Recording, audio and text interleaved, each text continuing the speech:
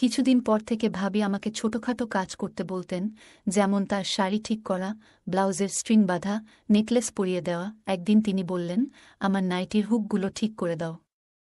আমি সাহায্য করতে গেলাম, কিন্তু লক্ষ্য করলাম তিনি আমার প্রতি অদ্ভুত দৃষ্টিতে তাকাচ্ছেন। এতে আমি অস্বস্তি বোধ করতে লাগলাম। আমার নাম তরুণ, বয়স ২-৫। আমার বড় ভাই ছিলেন বরাবরই রাগী, ছোটখাটো বিষয়েও তিনি রেগে যেতেন এবং বাবা মায়ের সম্মান করতেন না। ছোট থাকতেই আমি বুঝে গিয়েছিলাম কিভাবে বাবা মায়ের স্নেহ ও ভালোবাসা পেতে হয়। আমি ভাইয়ের মতো ছিলাম না, আমার আচরণ ছিল শান্ত ও নম্র।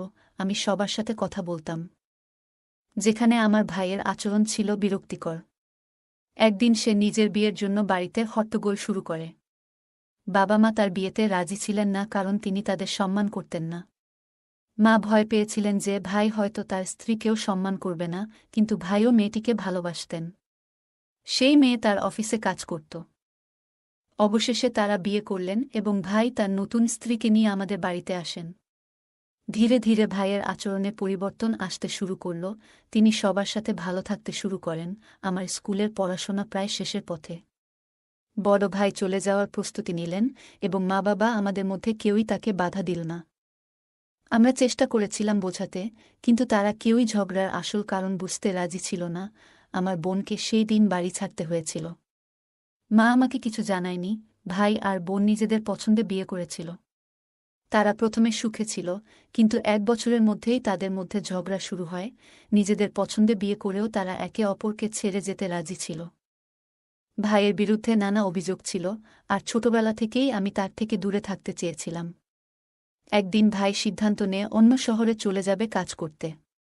মা বাবা তাকে থামানোর চেষ্টা করেছিলেন, কিন্তু তিনি কারও কথা শোনেননি। ভাই তার জিনিসপত্র গুছিয়ে অন্য শহরে চলে যায়। মা বাবা তার জন্য চিন্তিত ছিলেন, কিন্তু ভাই ফোন করে জানায় যে তিনি সেখানে ভালো আছেন এবং বেতন থেকে কিছু পাঠাবেন। আমি তাদের বুঝিয়েছিলাম যে ভাই বোকা নন, তিনি বুদ্ধিমান এবং বিয়ের সিদ্ধান্ত তারই ছিল। মা বাবাকে আর চিন্তা করতে হয়নি। এভাবেই অনেক সময় চলে গেল। আমি আমার পড়াশোনা শেষ করে এখন একটি ভালো চাকরি খুঁজছিলাম। একদিন বাবার কাছে ভাইয়ের ফোন আসে এবং তিনি আমাদের সবার খোঁজ খবর নেন। তখনই তিনি জানতে পারলেন যে আমি একটি ভালো চাকরি খুঁজছি। শুনে আমরা সবাই অবাক হয়ে গেলাম। আমি একজন ব্যবসায়ী এবং ভালো অভিজ্ঞতা পেতে একটি ভালো কোম্পানিতে কাজ করতে চাই।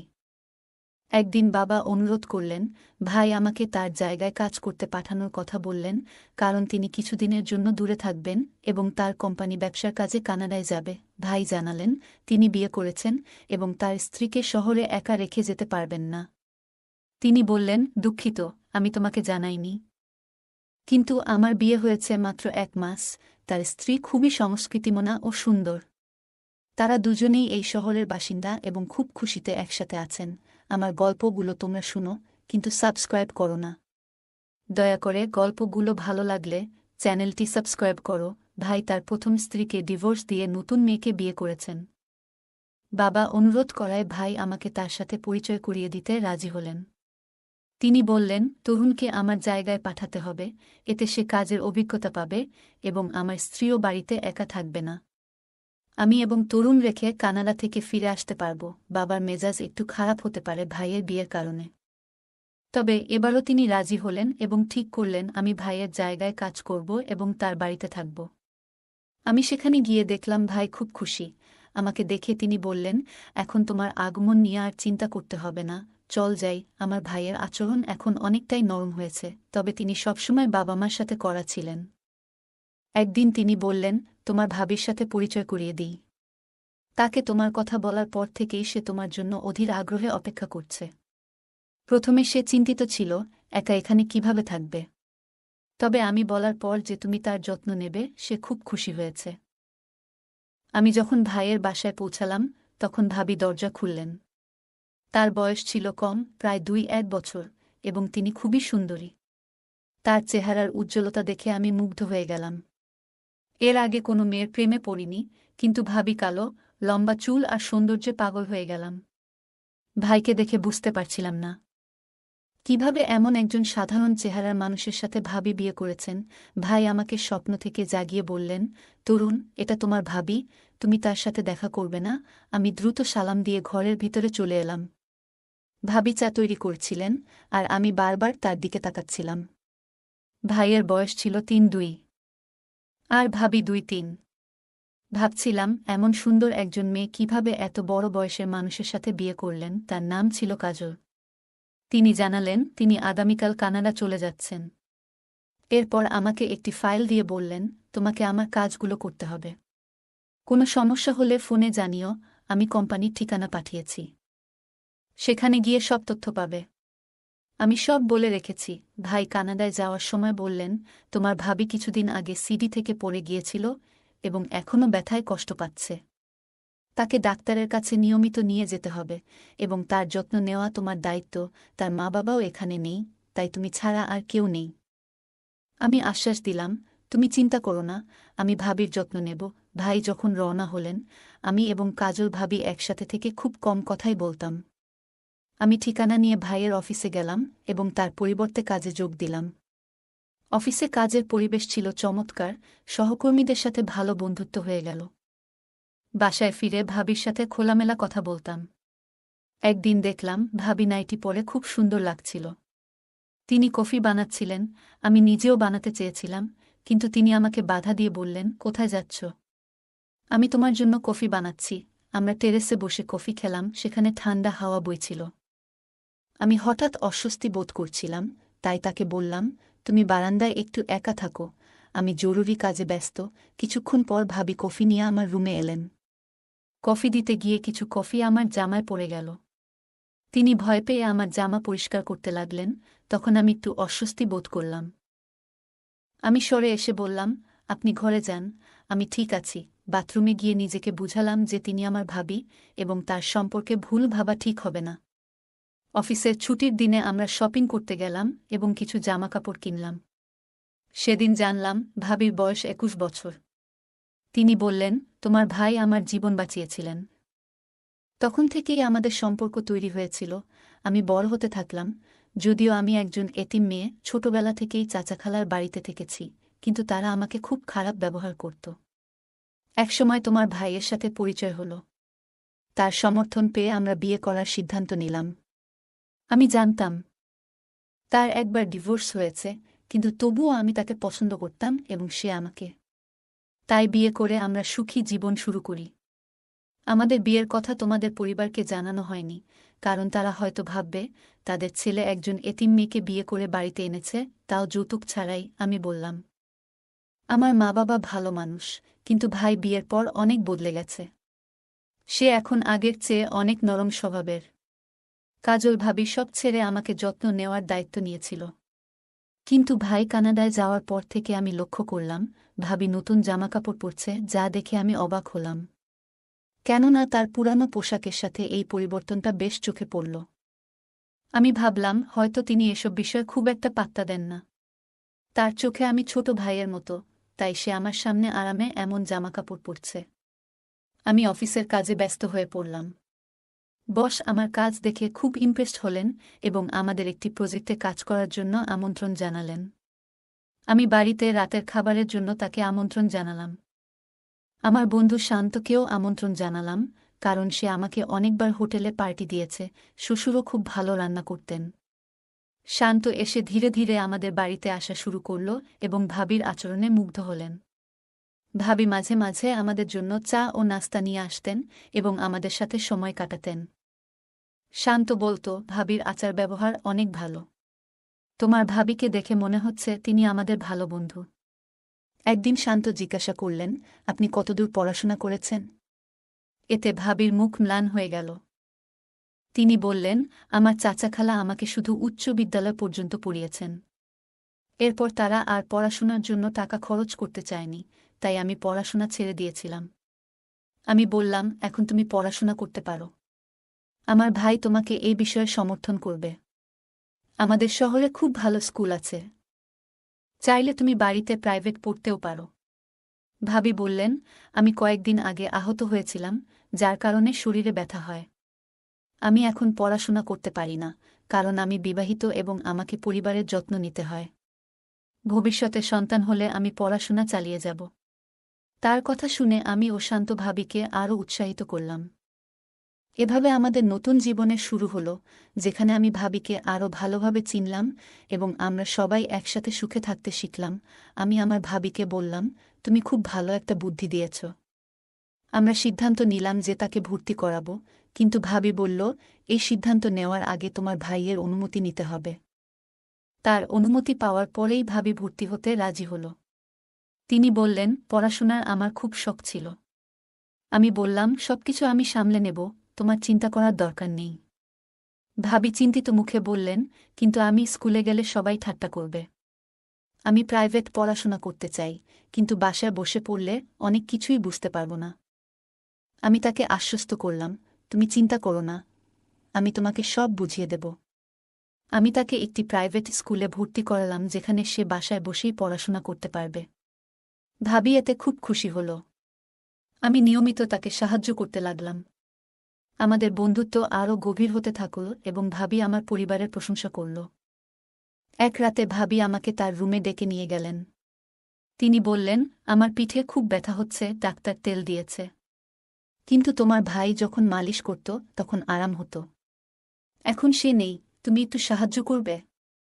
আমি তাকে তেল মালিশ করতে লাগলাম, কিন্তু লক্ষ্য করলাম তিনি অদ্ভুতভাবে আমার দিকে তাকাচ্ছেন।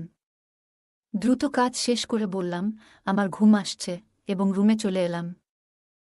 কিছুদিন পর থেকে ভাবি আমাকে ছোটখাটো কাজ করতে বলতেন, যেমন তার শাড়ি ঠিক করা, ব্লাউজের স্ট্রিং বাঁধা, নেকলেস পরিয়ে দেওয়া। একদিন তিনি বললেন, আমার নাইটির হুকগুলো ঠিক করে দাও। আমি সাহায্য করতে গেলাম, কিন্তু লক্ষ্য করলাম তিনি আমার প্রতি অদ্ভুত দৃষ্টিতে তাকাচ্ছেন। এতে আমি অস্বস্তি বোধ করতে লাগলাম এবং ধীরে ধীরে তার থেকে দূরত্ব বজায় রাখতে শুরু করলাম। একদিন তিনি বললেন, তুমি আমাকে নাম ধরে ডাকো, আমি তোমার সমবয়সী।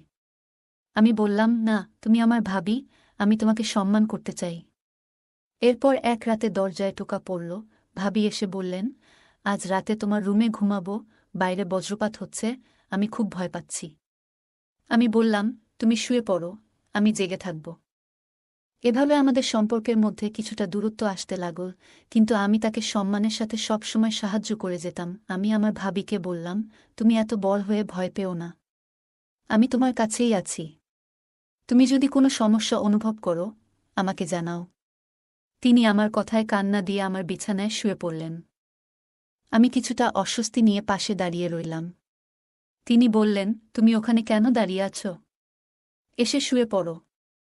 কথাগুলো শুনে আমি অদ্ভুত লাগল। আমি বললাম, আমি একটু অফিসের কাজ করব। তারপর ল্যাপটপ নিয়ে বসে পড়লাম এবং ভাবির ঘুমানোর জন্য অপেক্ষা করতে লাগলাম। যখন দেখলাম তিনি গভীর ঘুমে আচ্ছন্ন, তখন আমি ধীরে ধীরে উঠে সোফায় শুয়ে পড়লাম। সকালে তিনি জেগে উঠে জিজ্ঞেস করলেন, তুমি কেন সোফায় শুয়েছিলে? তুমি কি আমার জন্য বিরক্ত? আমি তাকে আশ্বস্ত করলাম, এমন কিছু না, চিন্তা করো না। এরপর থেকে ভাবির সাথে আমার কথা কমে গেল।